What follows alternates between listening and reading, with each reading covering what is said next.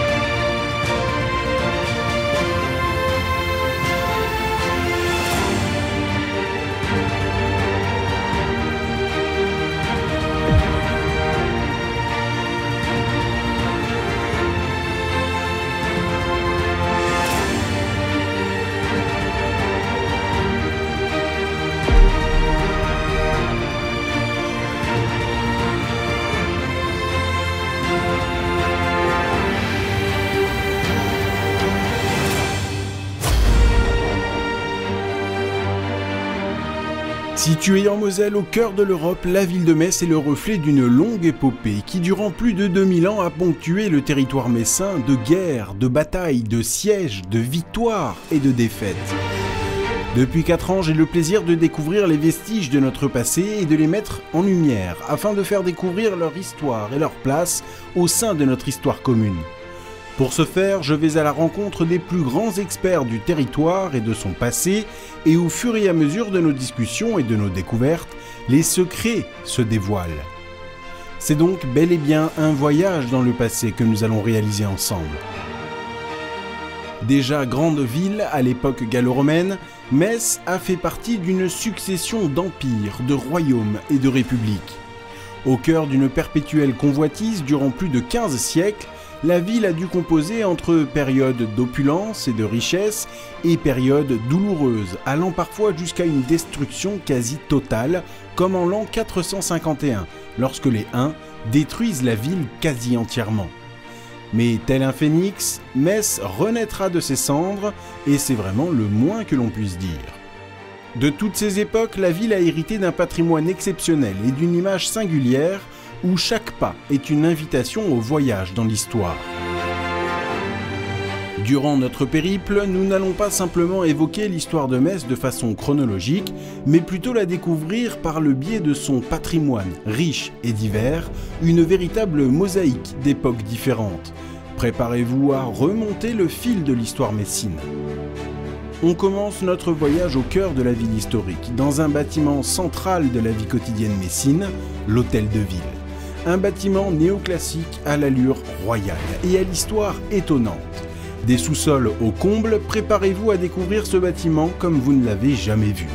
Et c'est grâce à Philippe Brunella, archéologue, historien et directeur du musée de la Cour d'Or, que nous allons tout comprendre de ce bâtiment devenu l'un des emblèmes de la ville de Metz. Bonjour Philippe. Bonjour Timothée. Merci de m'accueillir ici. Donc là, on se trouve dans le péristyle de l'Hôtel de Ville de Metz. Alors, l'Hôtel de Ville de Metz, c'est pas un simple hôtel de ville. On est vraiment dans un symbole historique de la ville. Absolument. On est sur un des symboles du pouvoir municipal.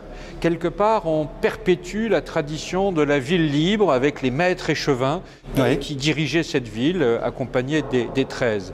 Et on est devant la place qu'on appelle aujourd'hui la place d'Armes Jacques-François Blondel, qui est une réalisation énormissime pour l'époque. L'époque, cher Timothée, on se situe au milieu du XVIIIe siècle. Les travaux vont démarrer en 1754. D'accord. Alors, je dis les travaux, pourquoi? Parce qu'à l'emplacement de cette vaste place d'Armes se trouvait toute une série d'éléments appartenant à l'église. L'église paroissiale Saint-Gorgon avec son cimetière, mais aussi Saint-Pierre-aux-Images, mais aussi Saint-Pierre-le-Vieux, des bâtiments conventuels, etc., etc., des maisons de chanoines. Et donc en 1954, après tout simplement que le maréchal-duc de Belle-Île ait fait un mémoire au roi de France qui a souhaité cette place d'Armes et non pas une place royale, on est à la même époque que celle de la construction de la place Stanislas de Nancy. Oui. Mais c'est une place royale. Ici, Belle-Île obtient l'autorisation d'exproprier, alors avec des nuances par rapport à ce qui se passe aujourd'hui. Et il commence à faire abattre tous ces immeubles, tous ces bâtiments. c'est plus de 8000 m² de bâtiments qui sont démolis. Quand même. Avec les décombres, on va les mettre un peu partout et notamment on va créer avec une partie des décombres la place Saint-Étienne, on va créer la place de Chambre, on va créer tous ces éléments-là en réutilisant les décombres. D'accord. Et puis il y a des incidents. Des immeubles s'effondrent, les gens réussissent par bonheur à les évacuer avant qu'ils ne s'effondrent, sauf qu'un gamin se fait prendre par cet effondrement et il décède malheureusement. Aïe. Et donc nous sommes en ce milieu du XVIIIe siècle avec des grands travaux d'urbanisme qui ont des prolongements bien au-delà de la place. Les rues alentours sont abaissées dans leur niveau afin que les chariots puissent les utiliser facilement, par exemple. Et puis une voie nouvelle est créée. Cette voie nouvelle, c'est l'actuelle rue des Jardins, qui va permettre de gagner le secteur du Pontifroy.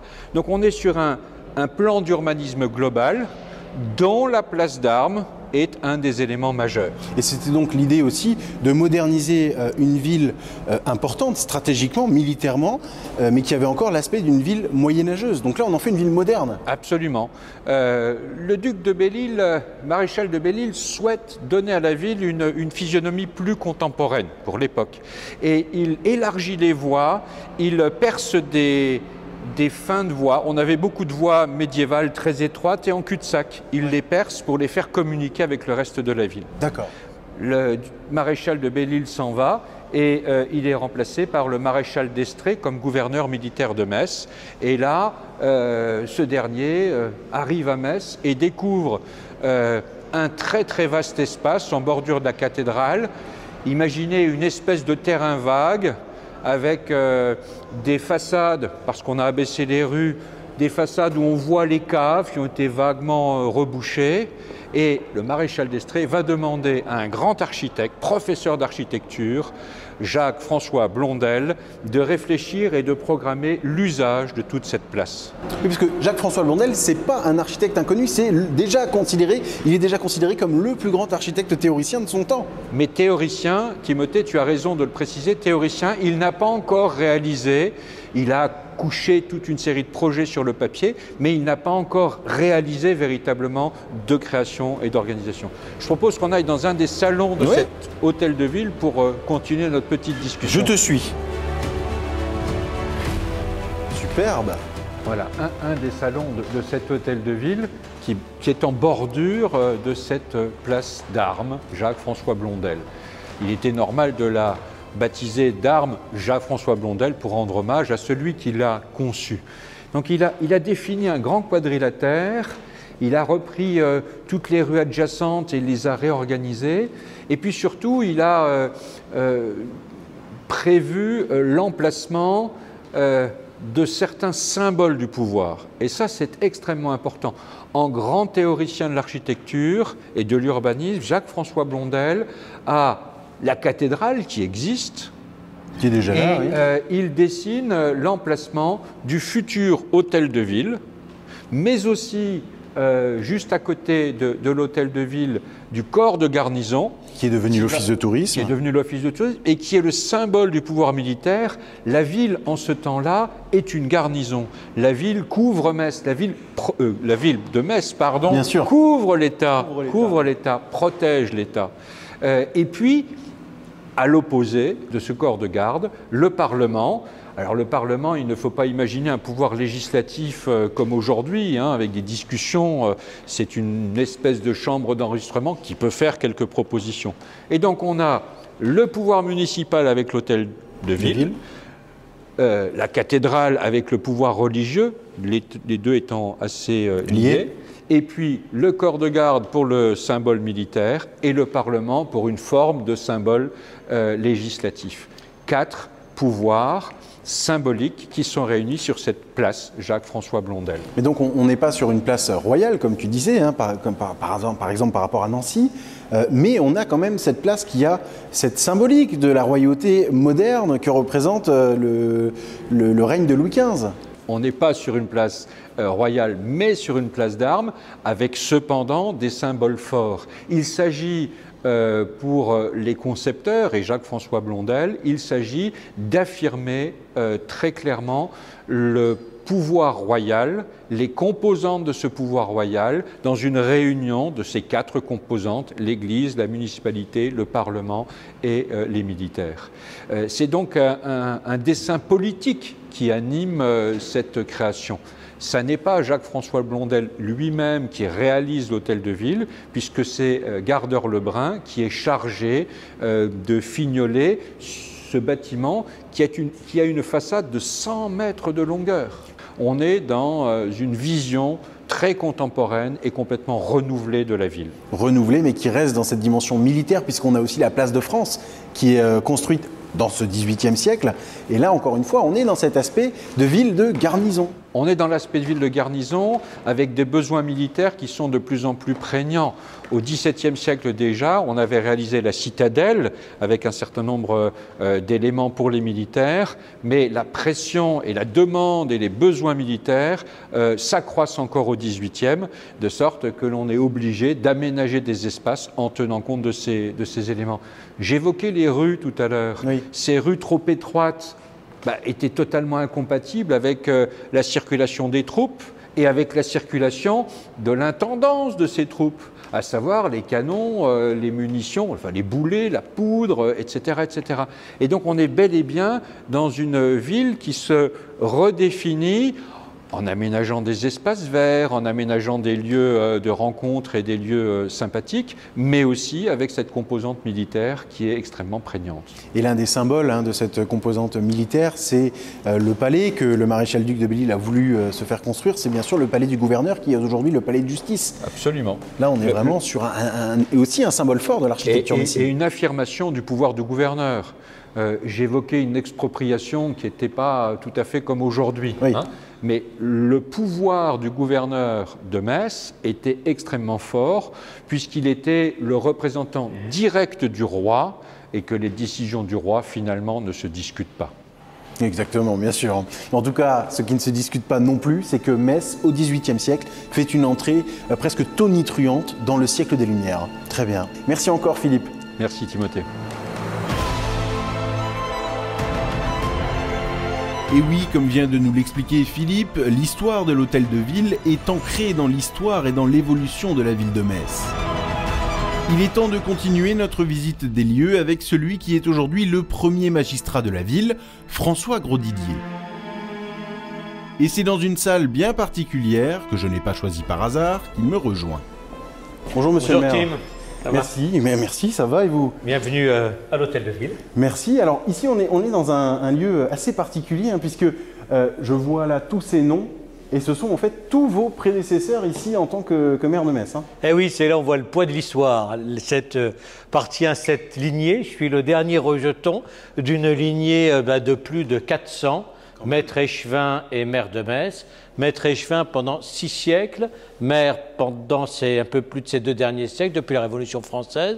Donc les maîtres échevins sous l'évêché de Metz. Et puis cette longue période de plus de 3 siècles de la République messine, où le maître échevin était en quelque sorte le président de la République messine et qui avait envoyé l'évêque vivre à Vic-sur-Seille et enlever son autorité des Messins. Et puis, à partir de la Révolution, cette liste de maires, puis sous la monarchie de Juillet, à nouveau la République, avec les 2 périodes, la première et la deuxième annexion.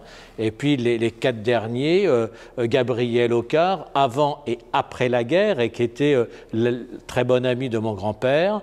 Et cette parenthèse des maires nazis sous l'occupation et donc la deuxième annexion. Et puis ensuite Raymond Mondon, Jean-Marie Rouge, Dominique Gros et moi-même. Et quand on connaît alors cette histoire de Metz comme vous semblez bien la connaître, j'imagine que ça donne aussi une certaine pression. On se dit on a le poids de l'histoire, vous en parliez à l'instant, le poids de l'histoire maintenant à moi d'assurer, j'imagine. Il y a 2 pressions, il y a le poids de l'histoire. Quand on est dans ces vieilles pierres, de cette longue histoire, et qu'il faut que nous projetions dans le XXIe siècle sur les enjeux du 3e millénaire, oui, c'est une forme de responsabilité collective importante. Et puis il y a le poids du présent. il y a les 120 000 Messins, il y a leurs problèmes de tous les jours, fait que la commune est finalement la première collectivité que l'on appelle, à qui on demande de l'assistance, un soutien, et c'est aussi une pression du quotidien. Donc il y a ce travail à la base tous les jours et en même temps cette perspective longue. Parce que la ville de Metz, c'est pas une ville comme les autres. Hein. C'est une ville qui a été libre pendant longtemps, justement, vous en parliez. Mais quand on dit libre, c'est une république, voilà. 5 siècles avant la France, et ça pendant 3 siècles. C'est ça, oui, parce que c'était vraiment, elle appartenait au Saint-Empire sans faire vraiment partie du Saint-Empire, elle avait ses propres... C'était une vague tutelle, et c'était d'ailleurs été dans le Saint-Empire, une allégeance, mais elle était libre d'organisation, avec des formes juridiques très avancées par rapport à ce qui existait notamment en France. C'était ça, c'est la République libre, et qui était malgré tout francophone, oui. Moyen-Âge, dans le Saint-Empire romain germanique. Et alors, quand on devient maire d'une ville comme celle-ci, avec autant de patrimoine dont fait partie d'ailleurs cet hôtel de ville, ça doit être aussi quelque chose qu'on garde à l'esprit constamment. Comment oui. Prendre soin du patrimoine, le mettre en avant? Il y a à la fois une responsabilité, elle est financière, elle est lourde aussi, parce que l'entretien du patrimoine coûte extrêmement cher, parfois au détriment de projets du quotidien, mais c'est notre responsabilité collective. Il faut le faire connaître. C'est aussi pourquoi nous avons le musée de la Cour d'Or, et je souhaite encore bien davantage mettre en valeur les trésors de la cathédrale, le cloître des Récollets, mais c'est doit être en fait un musée à ciel ouvert de la Seille jusqu'au bras de la Moselle. En même temps qu'un jardin, c'est une ville verte, c'est une ville-jardin, et il y a la dimension à la fois de la nature dans la ville et puis ces vieilles pierres extraordinaires qui racontent une histoire glorieuse et qui sont un atout pour l'avenir. Quand on parle de redynamiser le centre-ville, c'est d'abord en le réenchantant, c'est à partir de ces atouts-là. Aucun centre commercial périphérique n'aura jamais ce cadre qu'offre la ville de Metz. Très bien. Alors je propose qu'on continue de visiter cet hôtel de ville en arrivant dans ce corridor, un corridor qui, là encore, on voit toute cette magnificence du XVIIIe siècle, avec les boiseries, et notamment ce salon qui est, je crois, le salon des mariages. Oui, tout à fait, qui est parfois utilisé en salle à manger, d'où la disposition ici, et puis qui est d'abord connu par les Messines et les Messins pour être la salle des mariages, là où ils scellent leur vie. C'est aussi ça, c'est la maison commune de tous les Messins. Et alors il y a un endroit, j'ai forcément envie de vous demander de nous le montrer. Ah, mais je vous y invite, dans mon bureau. Eh bien je vous suis. On y va.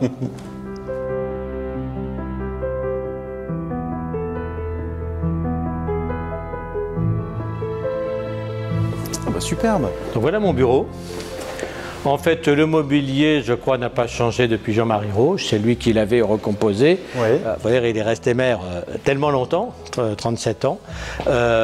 Et puis, j'ai changé la décoration par rapport à Dominique Gros. Oui. J'ai laissé une œuvre qu'il avait choisie. Cette œuvre, c'est Verlaine. Ah oui, Paul Verlaine. Voilà, c'est Paul Verlaine qui est magnifiquement représenté. Et d'ailleurs, j'ai enrichi d'ailleurs d'un autographe qu'un ami m'a offert. En fait, il m'a offert en disant qu'il souhaitait que cette œuvre retrouve Metz et le bureau du maire. C'est un autographe donc de Paul Verlaine. Paul Verlaine, je le rappelle, est né à Metz. Absolument. Et alors je vois aussi des peintures emblématiques de l'histoire de Metz. Toiles de ce grand peintre Migette. Auguste. Et j'en ai choisi deux donc, dans les réserves de la Cour d'Or, qui n'étaient pas exposées. Et donc j'ai choisi deux toiles fortes en symbole, puisque la première toile s'appelle « Force de la République messine ». Et puis la seconde, en fait, représente l'arrivée du roi de France Henri II en 1552. Donc c'est la fin de la République messine qui a duré de 134 à 1552, donc un peu plus de 3 siècles, et l'entrée de Metz dans le royaume de France avant la Lorraine. On reconnaît des monuments de Metz, mais on n'arrive pas à les situer. Migette représentait les monuments de Metz, mais dans une position différente dans l'espace. Donc c'est difficile à reconstituer, à resituer. Ici, un grand homme, un grand messin, Donc pilâtre de Rosier, hein, le premier aérostier. Il méritait d'être ici, présent en buste. Et puis, comme j'adore les bateaux, il y a Pendwick, donc est moins en rapport avec Metz. Là, ça, c'est un Londine de la ville de Luxembourg, m'a été offerte par la ville de Luxembourg, qui est comme la ville de Trèves, d'ailleurs jumelée à Metz, pour terminer un certain nombre d'ouvrages qui me plaisent, et le général de Gaulle, la statue, la réduction de la stèle qui a été posée donc devant la gare, place du général de Gaulle. Très bien. Merci beaucoup, monsieur le maire, de nous avoir emmené aussi dans votre quotidien, ici dans ce bureau, où il y a énormément de symboles. Si je résume quand même, petit résumé, on a de la littérature avec Paul Verlaine, de l'histoire avec Auguste Migette, et ensuite de nombreux symboles qui caractérisent Metz aussi par le jumelage, par son histoire et par tout ce qui caractérise la ville. Merci beaucoup, monsieur Grosdidier. L'hôtel de ville de Metz est le plus imposant élément de l'ensemble Blondel, qui a été possible grâce aux grands travaux que le maréchal-duc de Belle-Île avait entamés quelques décennies avant le début de sa construction. Et comme un point d'orgue à la décoration néoclassique, en haut du grand escalier, deux immenses statues accueillent le visiteur, l'une représentant la prudence et l'autre la justice. Bon, vous me connaissez, quand j'arrive dans un bâtiment, j'aime partir en quête des lieux un peu insolites et méconnus. Accompagnés de Léonie et de Michael, nous commençons par les sous-sols, et c'est un vrai dédale, j'adore ça.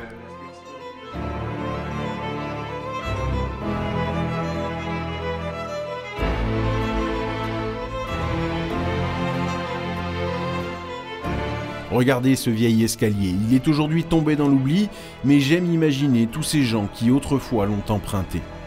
Voilà pour les sous-sols, et maintenant, grâce au pass de Michael, nous nous apprêtons à prendre un peu de hauteur. Et donc là, nous montons dans cet ascenseur, parce que oui, les bâtiments historiques ont depuis été refaçonnés avec des choses modernes, et nous montons au deuxième étage, et nous allons découvrir, grâce à Michael, les combles de l'hôtel de ville. Bonjour. Un endroit assez sombre, d'anciens bureaux aujourd'hui vacants. Et c'est là, entre deux cloisons, que se cache la petite porte qui va nous mener tout en haut du bâtiment, dans les combles. Ah bah voilà, super, je peux? Allez-y, hein. Nickel. Poutres et escaliers, ici la quasi-totalité des éléments sont d'époque, tels que Blondel et Lebrun les ont vus à la fin de la construction du bâtiment, en 1771. Les combles sont toujours des lieux passionnants à découvrir.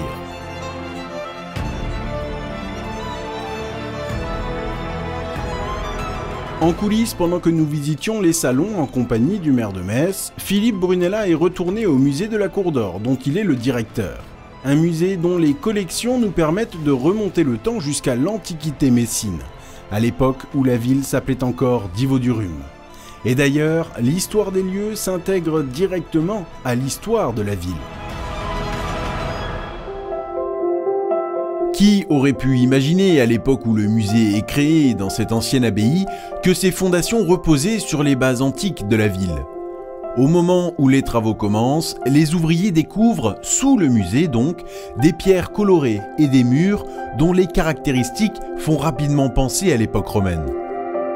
C'est dans les années 30 que sont mis au jour des vestiges romains composés de murs aux petits moellons bien régulièrement disposés avec des arases, ces lignes de 2 briques superposées qui marquent les murs.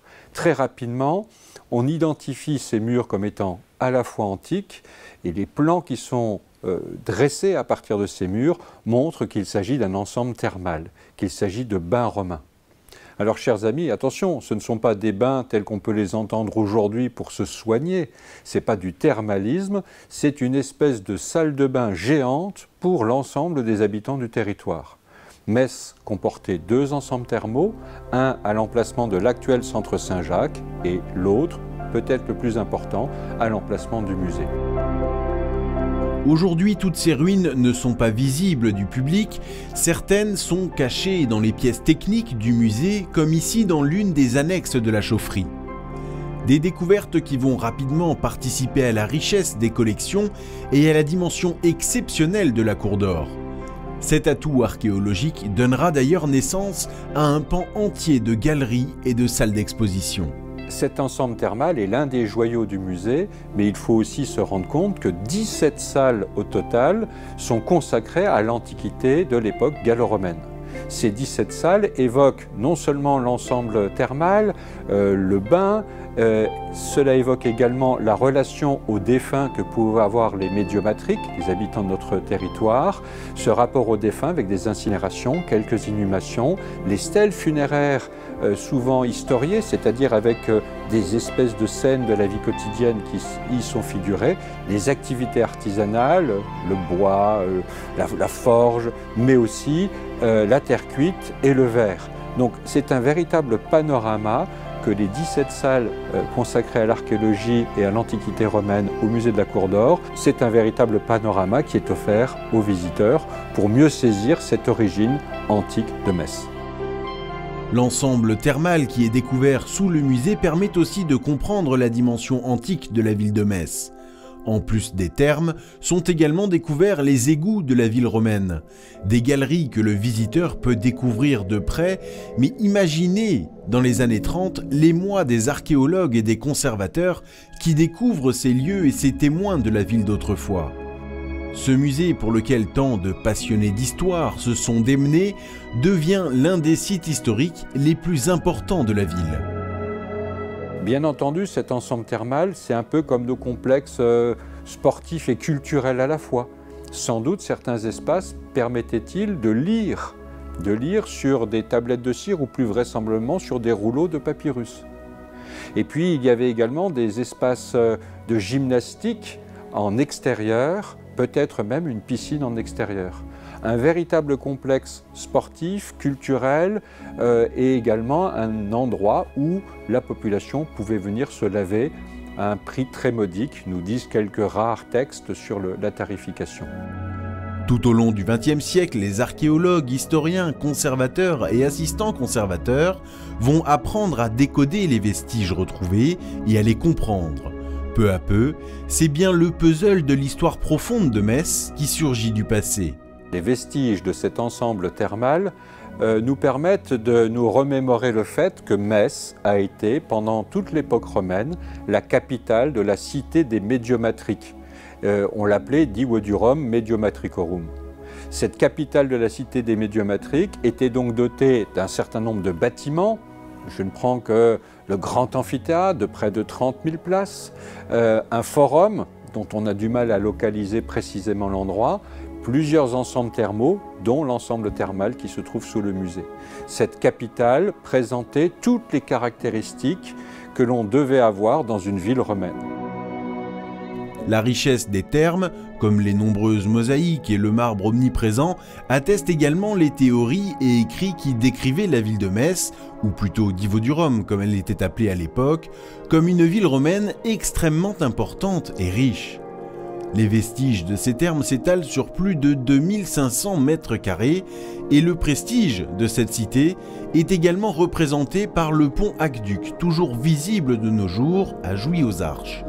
Dans le monde romain, les villes se dotent d'un certain nombre d'équipements, dont les ensembles thermaux, alimentés par des aqueducs, celui de Metz, qui va de Gorze jusqu'à la capitale de la cité des médiomatriques, fait 21 km de long et franchit la rivière Moselle entre Ars-sur-Moselle et Jouy-aux-Arches par un pont aqueduc de 1125 mètres de longueur, l'un des plus grands du monde romain. Une richesse que cette ville médiomatrique, rattachée à l'Empire romain, devait avant tout à son commerce florissant. Et les nombreuses découvertes d'objets artisanaux mettent en exergue les nombreux savoir-faire des habitants et des commerçants de l'époque. Un savoir-faire qui s'exportait loin de la ville, dans une grande partie de l'Empire et même en dehors de ses frontières. Le monde romain est un monde ouvert et surtout ouvert au commerce, qu'il soit de produits alimentaires ou de produits fabriqués par des artisans. Ce monde ouvert permet la circulation des personnes et surtout des marchandises. Metz est un des hauts lieux du commerce. La rivière Moselle, comme la rivière Seille, et puis les voies terrestres est-ouest et également nord-sud, font de Metz une des plaques tournantes du commerce. N'oublions pas que nous sommes à proximité immédiate de la frontière de l'Empire, de ce qu'on appelle les forts du Limès, et que cette proximité a sans doute permis des débouchés pour les produits de notre territoire.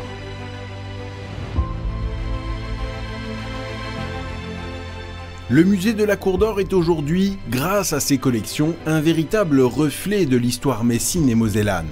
Ses nombreuses galeries et ses riches collections qui couvrent de l'Antiquité jusqu'à nos jours reposent et s'offrent aux visiteurs au cœur de cet écrin dont l'histoire remonte donc à plus de 2000 ans.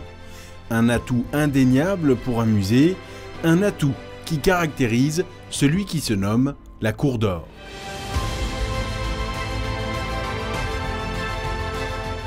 Un autre vestige de l'Antiquité est bien visible à Metz. Il s'agit de ce bâtiment, appelé aujourd'hui la basilique Saint-Pierre-aux-Nonains. Sa construction remonte à la fin du IVe siècle. À l'origine, il s'agissait sans doute d'une palestre appartenant à un grand ensemble thermal. Il sera, au cours de son histoire, maintes fois remanié, notamment à l'époque carolingienne. Contrairement à de nombreuses bâtisses de la ville, il n'est pas construit en pierre de Jaumont, mais en pierre calcaire blanche. Le temps a passé depuis l'Antiquité et, indéniablement, la pierre de Jaumont est progressivement devenue emblématique de la ville de Metz. Et c'est justement de cette pierre jaune qu'est fait le prochain bijou de patrimoine que nous allons visiter. Magistrale construction qui date cette fois du XVIIIe siècle. Cet opéra-théâtre est construit juste avant l'ensemble Blondel qui borde la place d'Armes.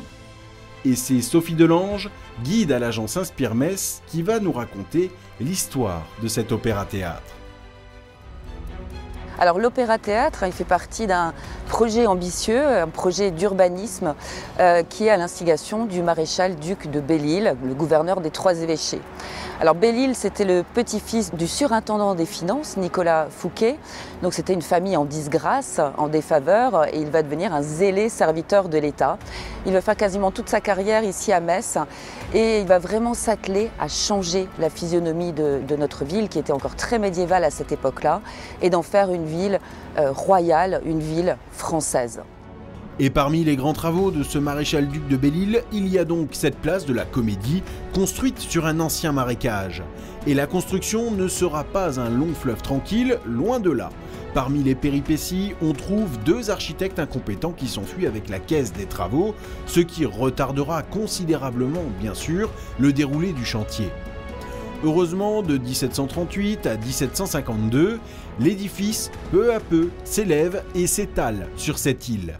Pour autant, tout ce que nous voyons ne date pas du siècle des Lumières, certains éléments sont ajoutés au XIXe siècle. C'est en 1860 que la municipalité demande à Charles Pêtre, un sculpteur messin, d'embellir ce monument. Donc Charles Pêtre va réaliser ces sculptures, ces poutis que l'on peut voir au fait de la balustrade. Au centre, on voit aussi une muse de l'inspiration lyrique. Et puis il va refaire également ce fronton sculpté où on peut voir le blason de Metz. Redécoré, enfin redessiné sous le Second Empire. Donc on voit avec 3 abeilles. Et puis de part et d'autre, tu peux voir des instruments de musique, et puis également des masques, enfin un masque grimaçant qui est une allégorie de la tragédie, et le masque souriant qui lui représente la comédie. Continuons maintenant notre visite à l'intérieur du bâtiment. Et au XVIIIe siècle, ère où la représentation fait partie du quotidien, il y a forcément des salons. Et c'est dans l'un d'eux justement que nous nous rendons maintenant, le foyer Ambroise Thomas, nom d'un grand compositeur messin qui s'inscrit dans une tradition artistique pour la capitale mosellane. Ambroise Thomas, oui, est un grand compositeur. Donc, il est né à Metz en 1811. Il a fait une très grande carrière pendant tout le XIXe siècle. Et ses opéras étaient reconnus, étaient joués. Alors, c'est vrai que d'aujourd'hui, on entend un peu moins parler de lui. On l'a un petit peu oublié. Très bien, merci beaucoup, Sophie. Allez, j'arrête de vous faire languir. Partons maintenant à la découverte du cœur des lieux. La grande salle de spectacle, bien sûr. 750 places, ce n'est pas rien. Et c'est Patrick Thill, président de la Réunion des Opéras de France, qui va nous accompagner pour la suite de notre visite. Comme dans la plupart des opéras, la salle est partagée en plusieurs espaces. Il y a bien sûr les différents balcons qui composent la salle, et il y a, juste au-dessus de la scène, des loges, qui à l'époque ne reçoivent pas n'importe qui. Tout est extrêmement codifié, comme nous l'explique Patrick. La loge centrale qui est au premier balcon est celle traditionnellement du maire, ou aujourd'hui du président de Metz Métropole, puisque l'Opéra-Théâtre et de Metz Métropole. Et vous avez dans les loges latérales, au niveau du premier balcon, qu'on appelle piano nobile, l'étage noble. Ici, on a la loge qui aujourd'hui est réservée au préfet et de l'autre côté au gouverneur militaire. Parfait. Et alors, si on se prenait maintenant pour le gouverneur de Metz, le gouverneur militaire, et qu'on allait dans sa loge? On va aller dans sa loge par le premier balcon. Super. Eh ben, je te suis.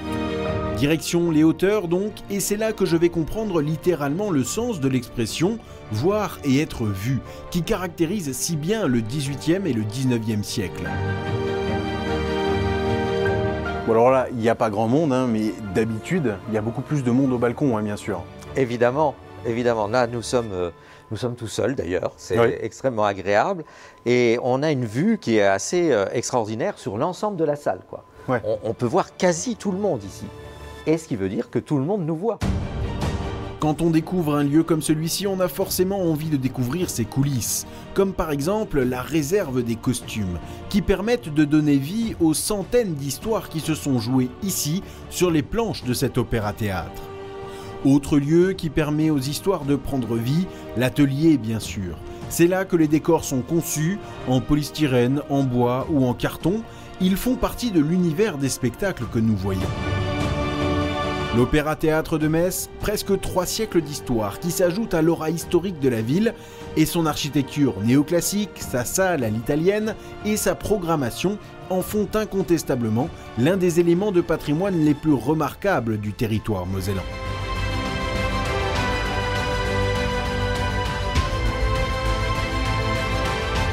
Artistiquement parlant, le 19e siècle n'a pas seulement été marqué par Ambroise Thomas. L'art est extrêmement présent à Metz tout au long du 19e siècle.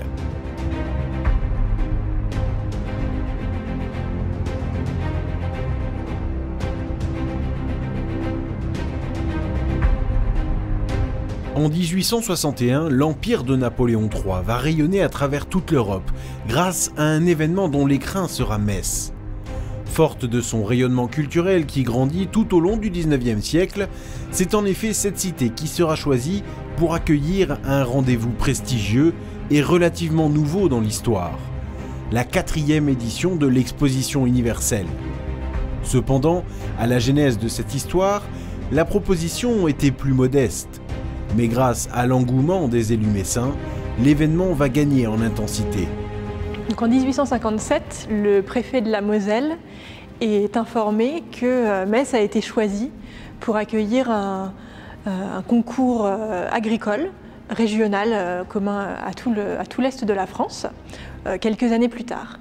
Et la ville, dans ce contexte et dans les années suivantes, va décider d'y adjoindre un certain nombre d'autres manifestations et de transformer en quelque sorte cet événement en exposition universelle, donc qui aura lieu en 1861 et qui va regrouper à la fois l'industrie, les beaux-arts, l'horticulture et l'agriculture. La ville s'organise et les travaux d'installation sont considérables.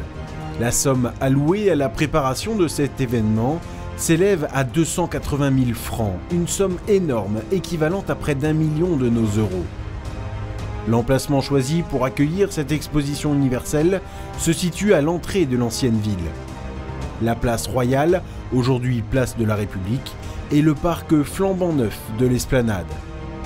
Les organisateurs le savent, une exposition universelle attire toujours plusieurs dizaines de milliers de personnes et plusieurs centaines d'exposants. Il s'agit donc de construire d'immenses structures prêtes à accueillir tout ce beau monde. Et la réputation de la ville et de l'Empire ne laisse pas le droit à l'erreur. Dans les réserves du musée de la Cour d'Or de Metz, la conservatrice Claire Meunier nous emmène à la découverte de l'ampleur de ces constructions, grâce à des plans d'époque dont les nombreuses précisions constituent d'importants atouts pour comprendre au mieux cet événement. Donc là, nous avons un plan de l'exposition universelle de 1861 qui présente les différents bâtiments avec leurs emplacements. Donc on voit notamment sur cette partie-là du document la place Royale et l'Esplanade, avec ici le grand bâtiment très long qui était dédié à l'industrie, qu'on voit aussi en élévation ici, donc avec son pavillon central et les 2 pavillons latéraux. Et puis ici et ici, les deux pavillons plus petits qui servaient pour l'un pour tout ce qui était industrie, donc ici, et puis pour le bâtiment donc, qui se situait près de la rue des Clercs, donc, que l'on voit partir ici, tout ce qui était musique et beaux-arts. Et enfin, on a la dernière partie, donc l'horticulture, qui occupe tout cet espace, avec ici les stalles pour notamment le bétail qui était présenté lors de l'exposition temporaire. Et ce qui paraît intéressant, c'est qu'on a dans la légende les surfaces des différents bâtiments, la surface des différents bâtiments qui est précisée. Et donc ce type de document est intéressant historiquement parce que ça garde la mémoire d'un événement, mais aussi parce que ça nous permet de nous rendre compte de l'ampleur de ce qui a été construit, de l'emprise au sol que cela pouvait avoir, des différents emplacements, des dimensions des bâtiments, de leur positionnement les uns par rapport aux autres. Et donc ça permet vraiment de décortiquer un petit peu l'organisation de l'événement, en tout cas l'organisation dans l'espace. Les constructions sont gigantesques et les chiffres de cette exposition donneraient presque le vertige. 15 000 mètres carrés de surface d'exposition, avec de l'industrie, de la forge, de l'agriculture ou encore de la papeterie, et bien sûr de l'horticulture, cette discipline si chère au cœur de l'impératrice Eugénie, femme de Napoléon III et superviseur de l'événement. Cependant, l'art n'est pas en reste. Cette 4e exposition universelle est aussi l'occasion pour les plus grands artistes du monde de venir montrer leur travail, y compris pour les artistes messins. Il y a 2 volets dans cette exposition universelle, comme dans la plupart de celles qui ont été et seront organisées, qui est vraiment le volet industriel agricole et le volet artistique. Et le volet artistique est particulièrement développé à Metz, puisqu'on a la traditionnelle exposition d'artistes, à la fois des artistes nationaux, comme des grands noms comme Delacroix ou Corot, et puis les artistes de l'école de Metz aussi, qui vont beaucoup exposer dans le cadre de cette exposition universelle. Et à côté de cette manifestation qu'on retrouve dans les autres expositions universelles, on a aussi l'organisation de toute une série d'événements, notamment musicaux, de banquets, de festivals, de concours de chant, de musique, de chorale, qui va vraiment faire une sorte de foisonnement culturel pendant cette durée de l'exposition universelle.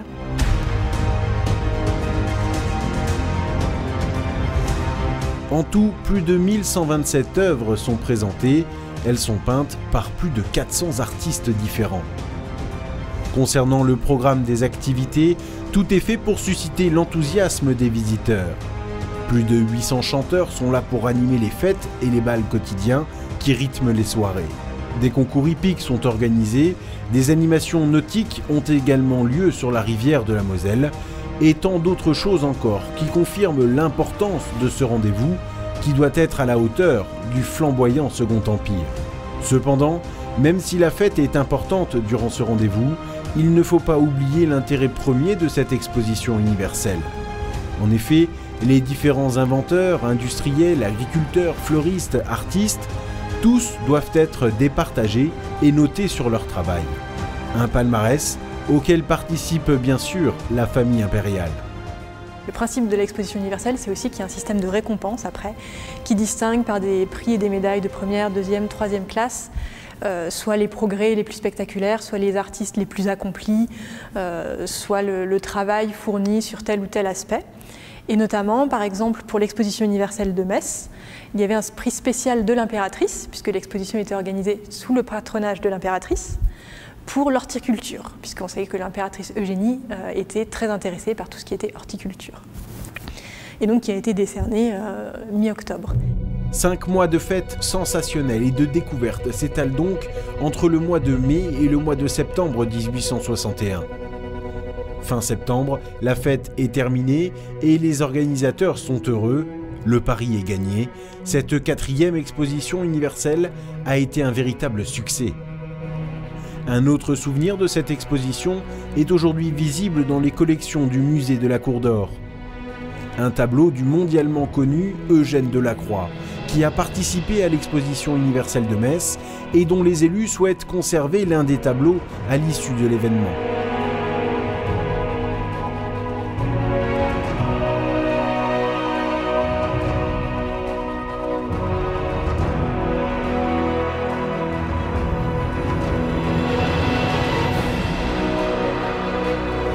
la ville demande donc à l'artiste à quel prix il serait prêt à la vendre. Et donc il la propose pour 3 000 francs de l'époque, ce qui est quand même une somme non négligeable, mais pas non plus astronomique. Et donc la ville lance une souscription pour pouvoir acquérir l'œuvre, mais cette souscription ne réunit qu'un peu plus de 2 000 francs. Et l'artiste, dans un grand geste de générosité, va accepter de baisser le prix de l'œuvre pour que la ville l'acquiert, ce qui est toujours une histoire assez sympathique. Et c'est aussi une œuvre qui montre, dans l'histoire du musée et l'histoire artistique de Metz, les liens qui pouvaient exister entre Paris et Metz, et entre l'admiration, en tout cas, qu'avaient les artistes de l'école de Metz pour Delacroix. Mais en ce début des années 1860, l'empire de Napoléon III, à qui tout semble réussir, est en sursis.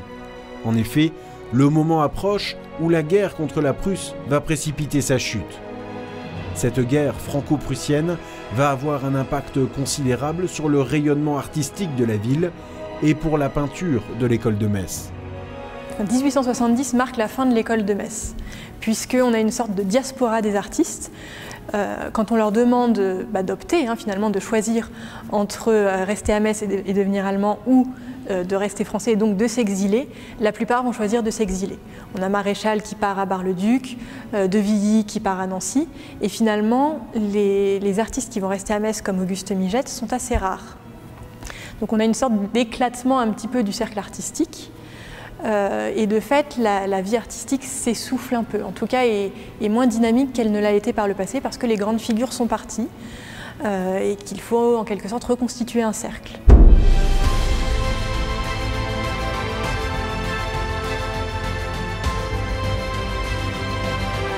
Et en parlant du Second Empire, arrêtons-nous un instant sur un bâtiment devenu l'un des cœurs battants de la culture messine, l'Arsenal.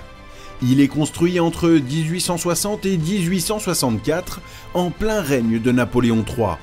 Bâtiment militaire à l'origine, l'Arsenal est désormais une salle de spectacle et de concert qui compte parmi les plus réputées de l'Hexagone. La beauté de l'architecture messine est pleine de surprises, et comme on vient de le voir à travers ses premières découvertes, elle est toujours intimement liée à l'histoire du territoire. Et d'ailleurs, en parlant d'histoire de Metz, je le disais en introduction, le passé de la ville est ponctué par de nombreux conflits, batailles et destructions. Alors forcément, l'aspect militaire et défensif de la ville est important. Pour cela, et pour tout comprendre, je pars rejoindre deux expertes des défenses messines, et il y a de quoi dire puisque ce sont pas moins de 1700 ans d'histoire qui ont bâti la défense de la cité. C'est l'un des édifices historiques les plus connus de Metz et plus largement de la région Grand Est.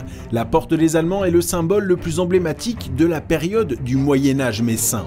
Un chapitre riche de l'épopée messine et qui nous plonge dans l'apogée de la ville. Une porte fortifiée qui va beaucoup évoluer en près de 8 siècles d'existence. C'est parti, partons à l'assaut de cette histoire complexe avec tout d'abord Mylène Parisot, historienne et membre de l'association Historia Mettensis. Donc la porte des Allemands, c'est une porte qui est construite au début du XIIIe siècle. D'accord. À l'origine, la partie la plus ancienne de la porte que l'on a encore aujourd'hui, ce sont ces deux tours, qu'on appelle des tours avec un toit en poivrière, parce que ce sont des toits en fait pointus.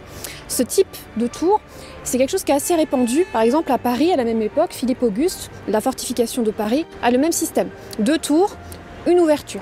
Des tours assez hautes. Et donc à Metz, à l'époque, on a 7 portes, qui sont des portes assez importantes comme celle-ci. D'accord. 7 grandes portes et une douzaine d'autres plus petites portes. Alors au total, on a 12 portes. On a 7 portes magistrales. Et puis les autres, c'est plus ce qu'on appelle des poternes, des petites entrées.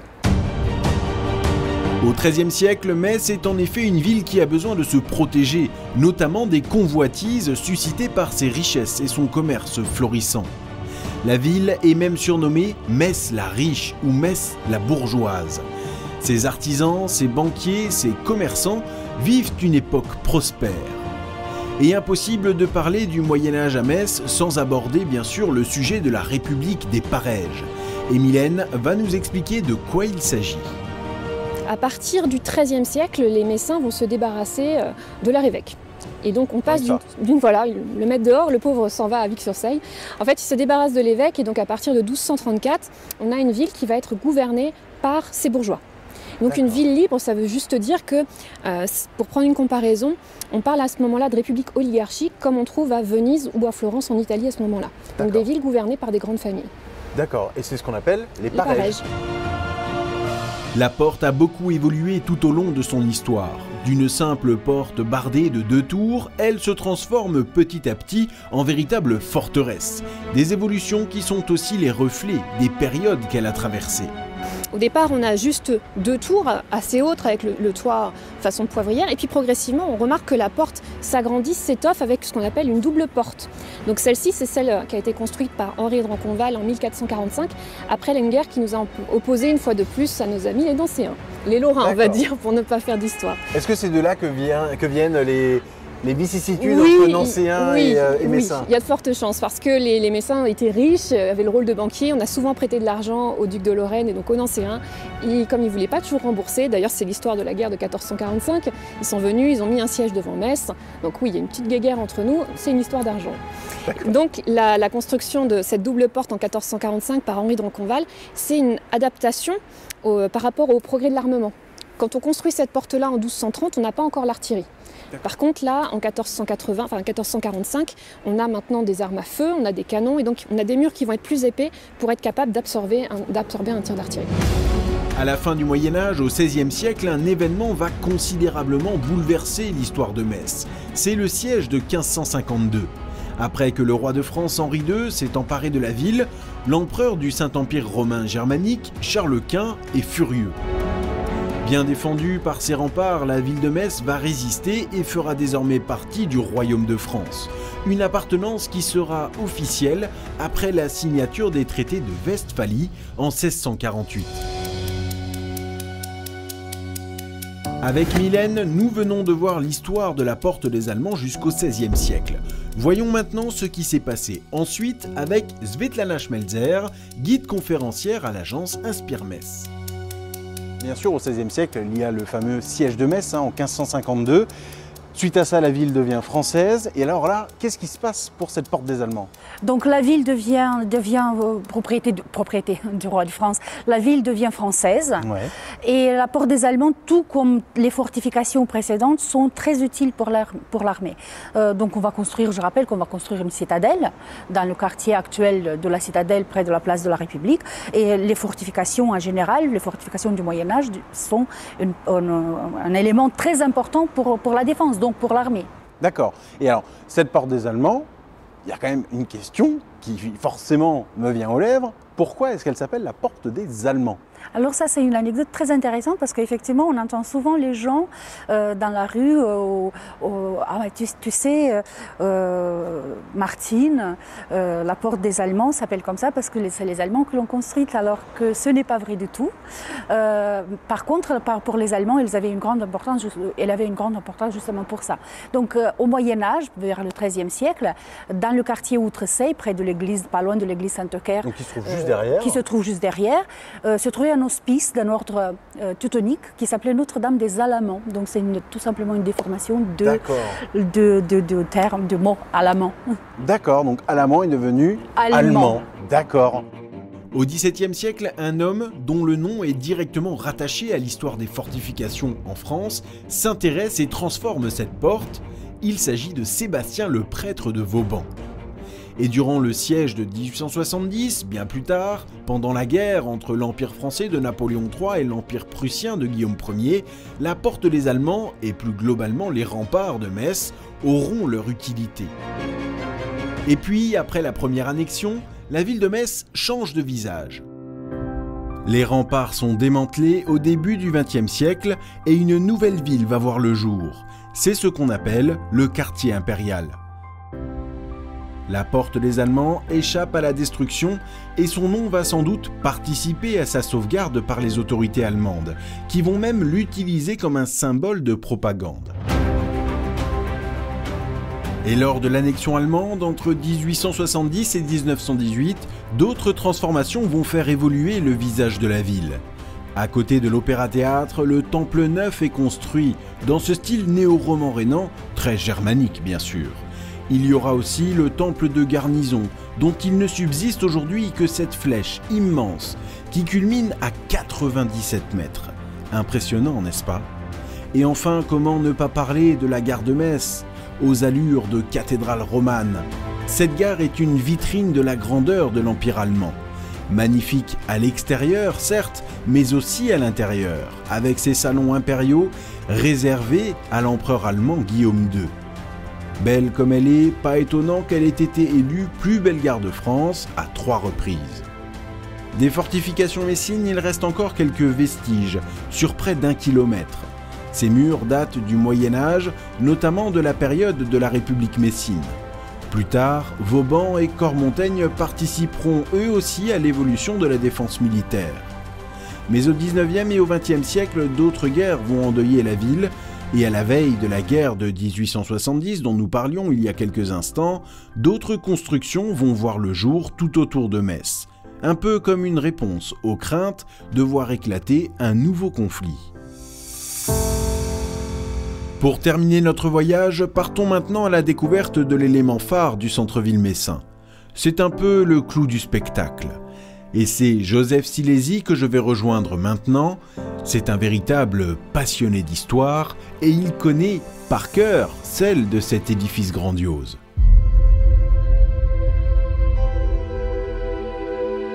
Depuis 800 ans, elle trône fièrement au cœur du centre-ville de Metz. La cathédrale Saint-Étienne, joyau de l'art gothique flamboyant, est construite entre le XIIIe et le XVIe siècle. Son architecture originale, on la doit à la genèse de sa construction. Et oui, à l'origine, 2 édifices existaient à cet emplacement. La basilique ottonienne, tout d'abord, qui datait du Xe siècle, et une autre église, Notre-Dame de la Ronde, placée quelques mètres devant. 2 constructions dont les fondations vont donner naissance à cette cathédrale magnifique. De 1220 à 1522, petit à petit, elle va s'élever vers le ciel. C'est parti pour un voyage au cœur d'une histoire exceptionnelle.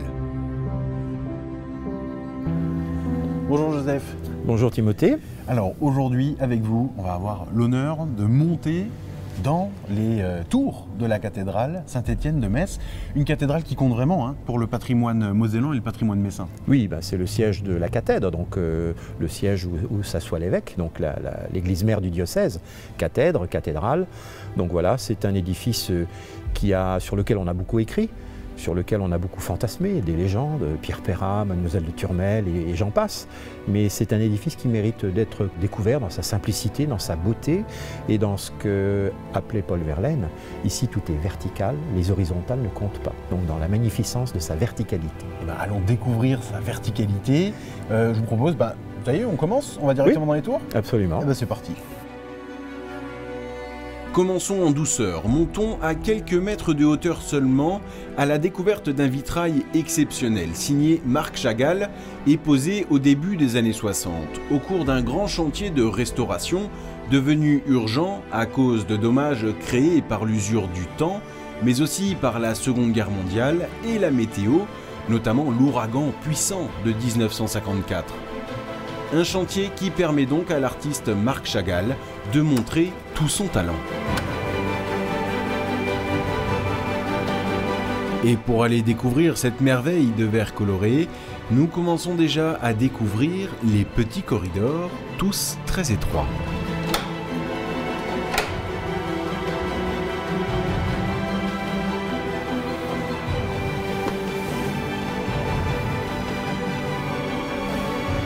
Pas être trop épais.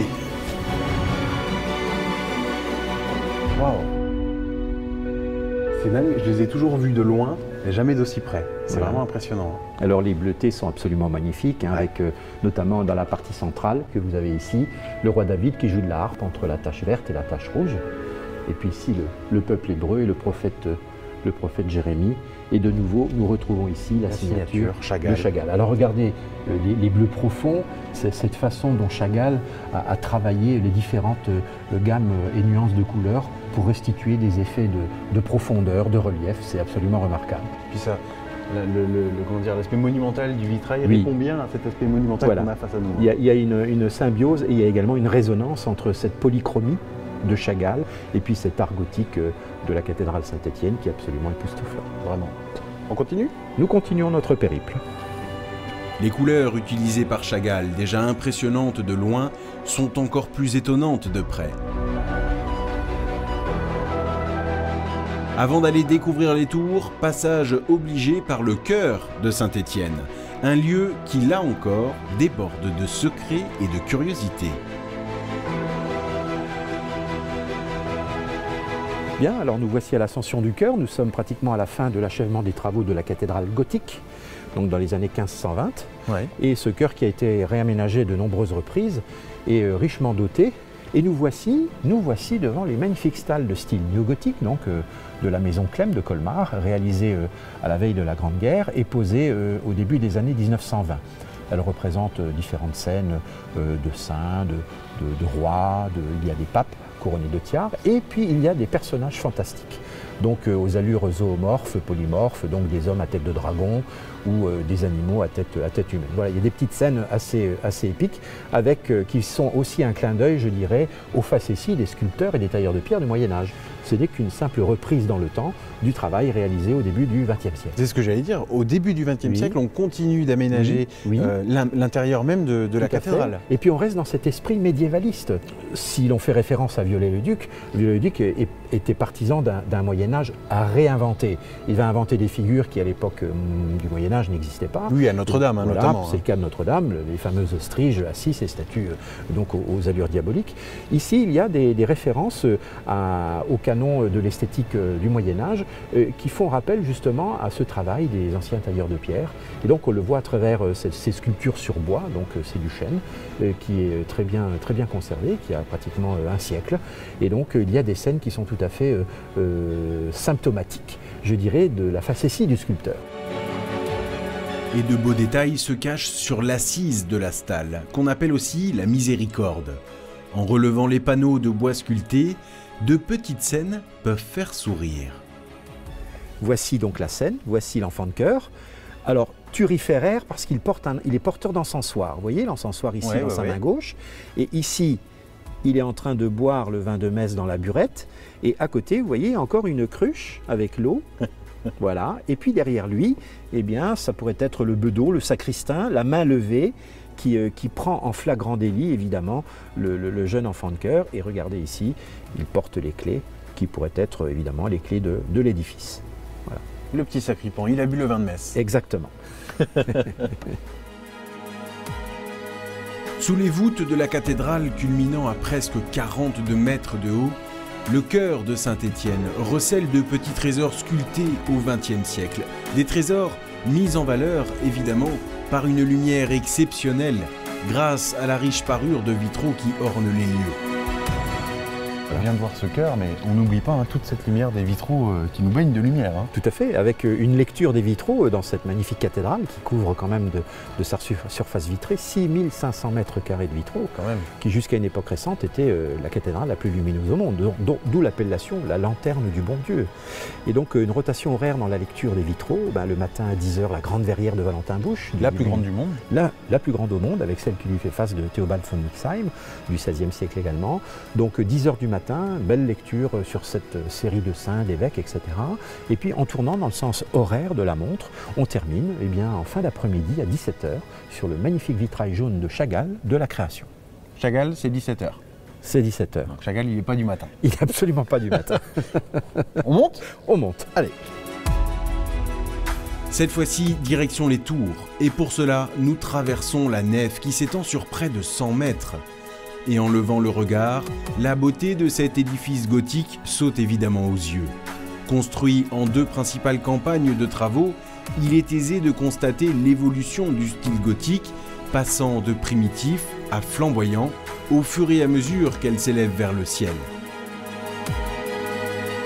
Allez, direction la tour de Mute. Cette fois-ci, l'ascension commence dans le ventre de Saint-Étienne. Voilà, nous commençons donc l'ascension. Donc on est dans la tour... De la tour de Mute, qui est l'ancien Beffroi municipal. Alors oui, c'est quand même une des particularités de Saint-Étienne, c'est qu'on est dans un lieu religieux, un édifice religieux, mais qui nous servait aussi de... Oui, parce que le palais des 13, à l'époque où Metz était une ville républicaine, donc indépendante, une ville libre du Saint-Empire romain germanique, n'étant pas doté d'un clocher, comme on le voit dans les municipes en Italie à la même époque, eh bien, la mute, le beffroi, le premier beffroi, abritait une cloche qui servait à ameuter la population en cas d'incendie, mais également lorsqu'il y avait l'appel aux délibérations municipales à cette époque de la République messine. Quelques dates. 1804, Théobald. Alors, attends, partez pas si vite. Qu'est-ce que c'est que ces dates? Ce sont des graffitis donc, de personnes qui sont montées au fil des années et des siècles dans la tour de la Mute depuis avant même le 19e siècle. Mais là, vous avez un exemple de date, 1804. Effectivement, ouais. Et Théobald, on voit bien, hein, c'est bien écrit. Des inscriptions comme celle-ci accompagnent tout le long de notre ascension. Et dès que nous arrivons dehors sur une coursive, nous ne sommes pas encore au sommet de la cathédrale que nous côtoyons déjà les anges, semble-t-il. De cette coursive, la vue sur la place d'Armes est superbe. Et l'hôtel de ville, dessiné par Jacques-François Blondel au XVIIIe siècle, se dévoile sous un angle inhabituel. Jacques-François Blondel est également à l'origine d'un grand chantier d'ajout néoclassique directement sur la cathédrale. En plus d'une galerie néoclassique, Jacques-François Blondel fait également ajouter un immense portail dont le style se rattache directement aux aménagements de la nouvelle place d'Armes. Un travail qui ne plaît pas du tout aux Allemands qui annexent la Moselle après la défaite de l'Empire de Napoléon III en 1870 face à la Prusse. L'architecte Paul Turnoff sera chargé de construire un nouveau portail néo-gothique s'intégrant plus naturellement dans le style de la cathédrale, le gothique, qui plus est, un style plus proche de l'architecture et des goûts germaniques.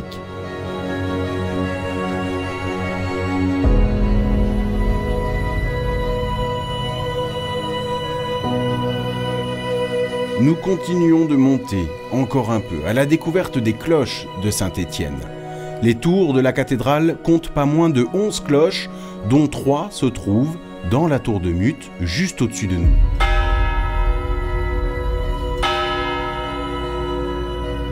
Alors pour supporter ce poids, les poutres de bois doivent être à la hauteur de leur tâche. Et elles sont épaisses, impressionnantes. Forcément, je veux en savoir un peu plus. Joseph, oui. Bon, là je vois quand même cette charpente incroyable. J'imagine qu'on est aussi dans une des pièces maîtresses hein, de cette cathédrale. Nous sommes au niveau de la plateforme de la cloche. Alors, suite à l'incendie de mai 1877, lors de la visite de l'empereur Guillaume Ier, eh bien, ce qui reste de la charpente originelle du XVe siècle, 1483, ces énormes madriers en chêne ont leur origine dans les 38 chênes qui furent abattus dans la forêt de l'abbaye de Saint-Martin en Wavre. D'accord. Donc, de cette abbaye, ces chênes ont été retravaillés, reprofilés, et donc c'est une structure qui n'a pas été modifiée depuis la seconde moitié du XVe siècle. Elle supporte ce bourdon, comme on peut l'appeler, la cloche donc mère du diocèse, qui pèse pas loin de 10 tonnes, de 2,67 m de diamètre, et qui avait sonné à toute volée lors de la victoire du 11 novembre 1918, lors de l'armistice. Il paraît qu'elle sonne plus parce qu'on a peur que la tour s'effondre tellement elle est puissante. Alors cette pas cloche. du tout, non, c'est une légende. En fait, elle refonctionne maintenant à toute volée parce qu'on a fait des analyses très poussées sur le plan technique, et il s'avère que la structure de la charpente n'est pas solidaire de la structure du clocher. Donc on a longtemps cru que les vibrations auraient pu mettre en péril la structure de pierre donc de la tour, mais en fait pas du tout. Donc ça avait été très bien pensé, très bien agencé, d'où la présence de ce qu'on appelle des abassons qui sont derrière nous et qui permettent donc d'atténuer, d'absorber les différentes vibrations. Et c'est une cloche que l'on peut entendre sonner à toute volée, la cloche mère, donc qui servait la mute, qui servait donc à ameuter et qui faisait aussi office de cloche municipale pendant la période de Metz, la républicaine, jusqu'en 1552. Donc la République des Parèges. Exactement.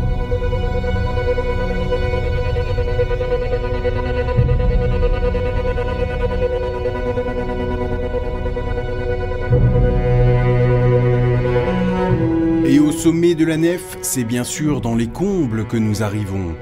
On pourrait s'attendre à une immense charpente de bois comme on en trouve habituellement dans les cathédrales.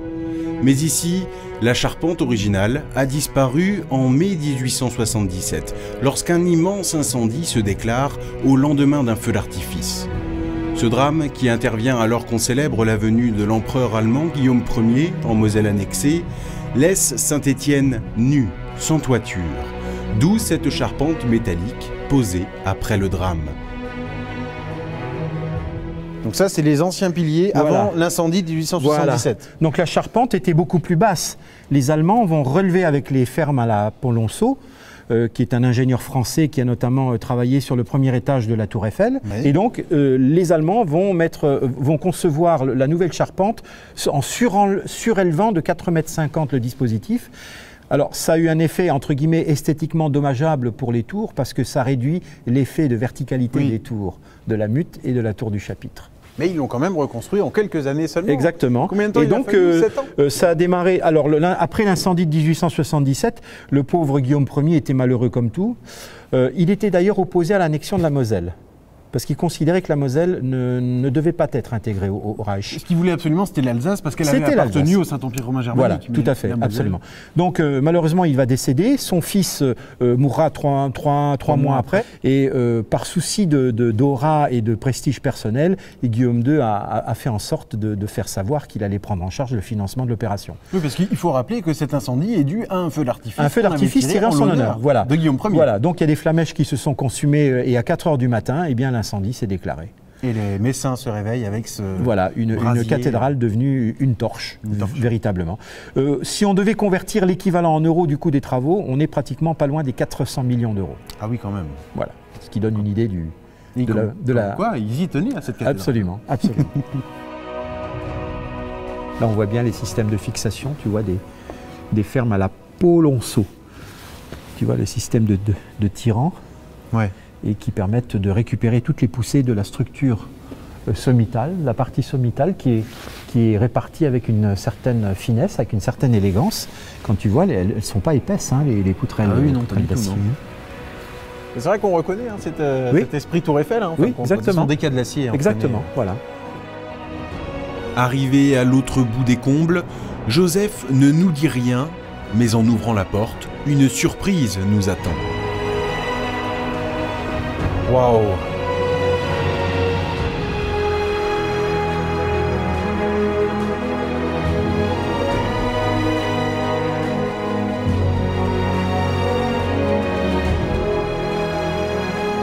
Je veux pas trop me la raconter, mais c'est facile de se prendre pour le roi du monde quand on a une vue et un balcon pareil. Hein. Exactement.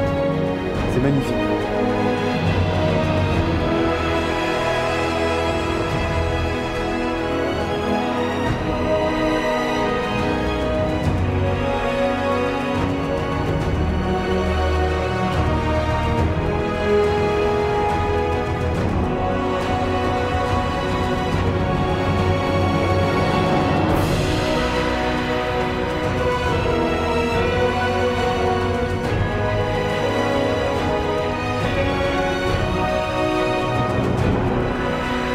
Je ne l'ai pas encore fait remarquer depuis le début de cette émission, mais pendant qu'on se faufile avec Joseph dans tous ces lieux étroits, Florian, le caméraman, doit faire de même avec le matériel en plus, et c'est pas toujours simple. C'est étroit, hein?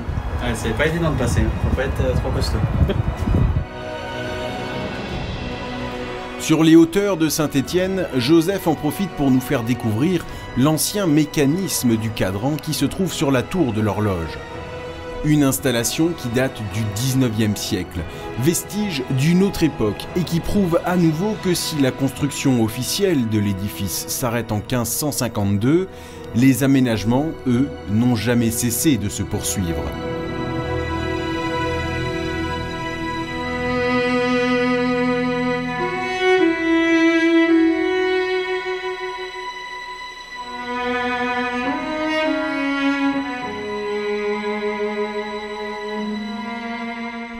Une dernière chose reste absolument à découvrir avant de redescendre. La vue que nous offre le sommet de la tour du chapitre, qui s'élève à quelques 60 mètres de haut. Une vue encore une fois unique sur la ville bien sûr, mais également sur la cathédrale elle-même. Sa toiture, est la flèche de Pierre de Jaumont, exceptionnelle, dentelle finement ciselée qui orne la tour de Mute. Mais il y a également ces petits secrets architecturaux qui se dressent ici, à l'abri des regards. Un coin tranquille dans lequel toutes ces créatures peuvent traverser les âges sans courir le risque d'être découvertes.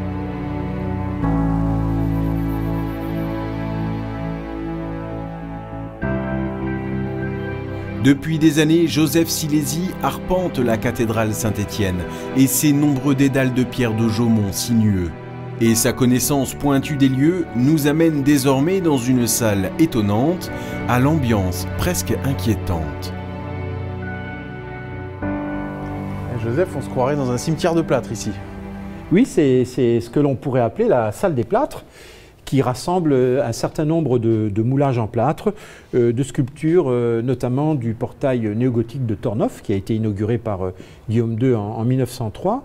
Et nous avons justement, puisque nous parlons de l'empereur, eh bien nous voici devant la reproduction donc en plâtre, malheureusement décapité. Effectivement, oui. Pour quelle raison on l'ignore, de la statue du prophète Daniel qui est visible sur le portail donc de Tornoff côté place Jean-Paul II, avec son phylactère évidemment. Et puis c'est autour du cou de cette statue que les Messins mirent une pancarte avec cette écriture en latin, Sic transit gloria mundi, par ici passe la gloire du monde. Mais alors c'était la statue qui était représentée avec le visage de Guillaume II. Le visage de Guillaume II, puisque dans la ville, aucune statue équestre de l'empereur Guillaume II n'avait été érigée, aucune effigie. Donc on s'est rabattu de manière plus modeste sur le visage de l'empereur, qui sera modifié au moment de la deuxième annexion.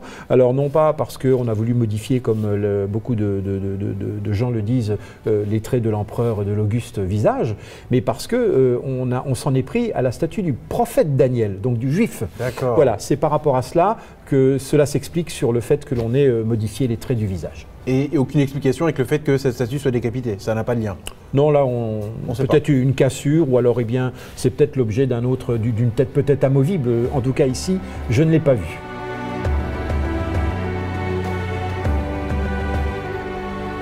Tous ces plâtres sont les témoins des derniers aménagements effectués sur Saint-Étienne de Metz au début du XXe siècle. Aujourd'hui regroupés dans cette pièce sans fenêtre, ces vestiges rappellent également l'époque de la première annexion allemande, lorsque les aspirations architecturales françaises et allemandes se sont confrontées autour des voûtes de Saint-Étienne.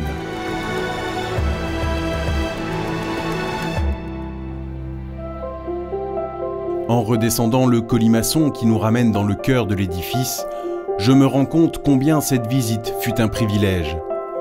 Au cours de nos déambulations et de nos discussions, ce sont pas moins de 800 ans d'histoire que nous avons parcourus. Des murs du XIIIe siècle aux vitraux du XXe de Chagall, en passant par les grandes transformations de la période de l'annexion, tous ces étroits couloirs nous auront permis d'approcher au plus près l'aura si belle et mystérieuse qui entoure cette cathédrale. Pour autant, malgré sa longue et riche histoire, il serait injuste de la rattacher uniquement au passé. Aujourd'hui encore, la cathédrale Saint-Étienne fait partie de la vie quotidienne des Messins et des Mosellans, véritable actrice des événements culturels messins. La cathédrale de Metz continue ainsi de s'inscrire au cœur de notre histoire.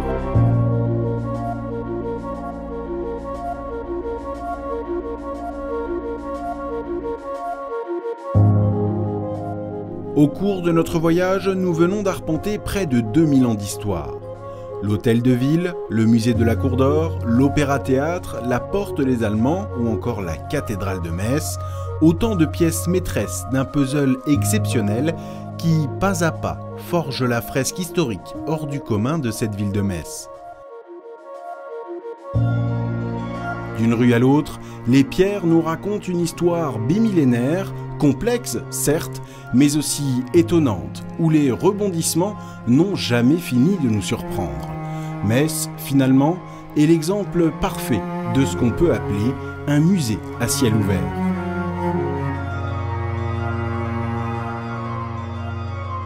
Et voilà, c'est la fin de ce nouveau numéro de Destination Moselle. Merci à vous de l'avoir suivi et je vous dis à très bientôt pour de nouvelles aventures mosellanes.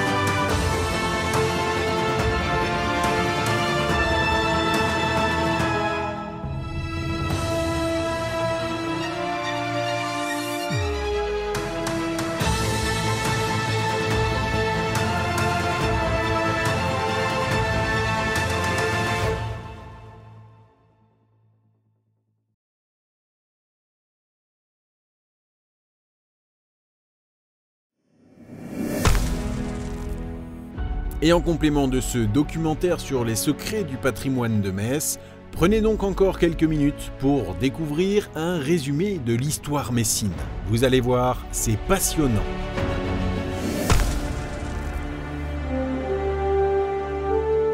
Bienvenue dans un musée à ciel ouvert. Depuis plus de 2000 ans, des peuples divers et leurs actions ont construit et continuent de bâtir ce que nous voyons aujourd'hui à Metz. D'une rue à l'autre, des époques se mêlent. Des chapitres entiers, parfois sanglants et funestes, d'autres fois glorieux et fastueux, ont laissé leur empreinte de manière indélébile. Metz, c'est une mosaïque d'histoire que nous allons contempler et décrypter à travers son patrimoine riche, qui sont autant de pièces d'un puzzle complexe. Si cette ville est aujourd'hui pleinement ancrée dans le XXIe siècle, son histoire commence dans l'Antiquité, il y a plus de 20 siècles, sur la colline Sainte-Croix.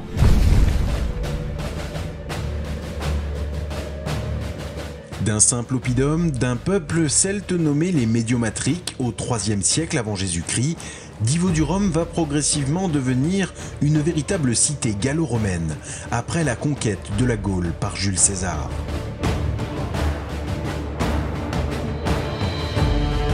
Artisanat et échanges commerciaux vont alors se développer et devenir les meilleurs atouts de cette cité riche et prospère. Aqueducs et amphithéâtres, mais aussi thermes gigantesques, autrement dit les fleurons de l'architecture romaine et marqueurs de la vie quotidienne de l'Empire, terminent d'imprimer l'aura romaine au territoire messin.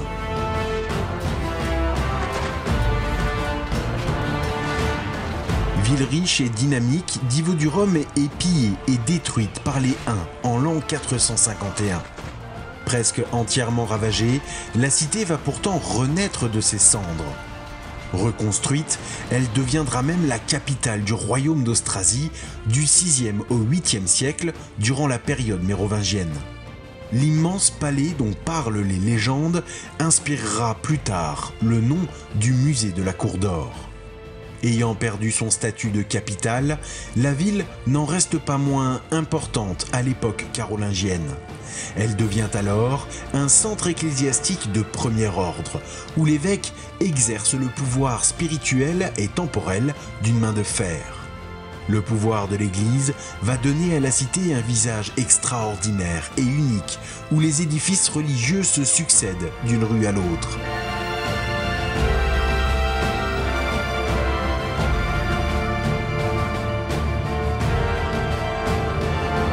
Un pouvoir religieux fort qui perdurera jusqu'à une révolte bourgeoise en 1234. Chassé par les plus riches familles de la ville, l'évêque Jean d'Apremont fuit, laissant libre cours à l'instauration d'une république oligarchique. La ville, alors rattachée au Saint-Empire romain germanique, est ce qu'on appelle une ville libre d'empire, avec un pouvoir d'autogestion et des privilèges économiques. C'est ainsi que naît la République des Parèges. Mais en 1552, le roi de France, Henri II, entre triomphalement dans Metz. la ville libre du Saint-Empire est occupée par l'armée française. Malgré un siège violent, Charles Quint, le puissant empereur du Saint-Empire, est contraint de laisser la cité tomber dans le giron français. Et en 1648, les traités de Westphalie officialisent l'appartenance de Metz au royaume de France. Mais le XVIIe siècle amène à la ville et à ses alentours de nombreuses catastrophes. Guerres, massacres, épidémies de peste et de choléra. Un siècle terrible qui marquera d'une empreinte funeste l'histoire de la ville. L'entrée dans le XVIIIe siècle sonne pourtant comme une renaissance. Un homme incarne le début de ce renouveau. Il s'agit du maréchal-duc de Belle-Île, grand homme de guerre et travailleur infatigable. Il va s'employer à transformer et surtout à moderniser cette ville de garnison.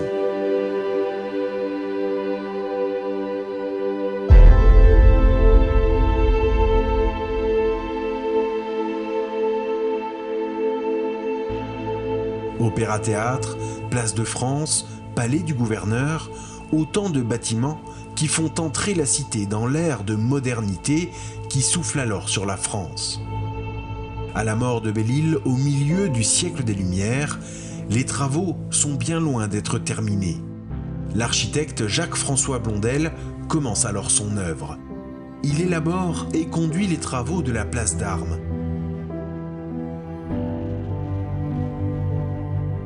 Dessine un immense palais épiscopal, imagine et fait construire un nouveau portail néoclassique à la grande cathédrale de Metz, un joyau gothique construit tout au long du Moyen-Âge.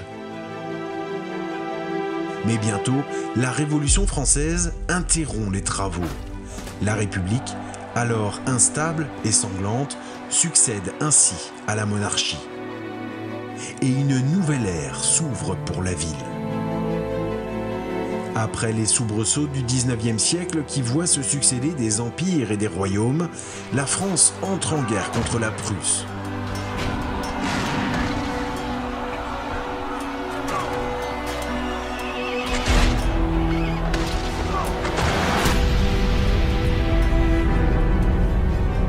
Metz, en première ligne, va d'abord souffrir du conflit avant d'être annexée par l'Empire allemand après la défaite française en 1871.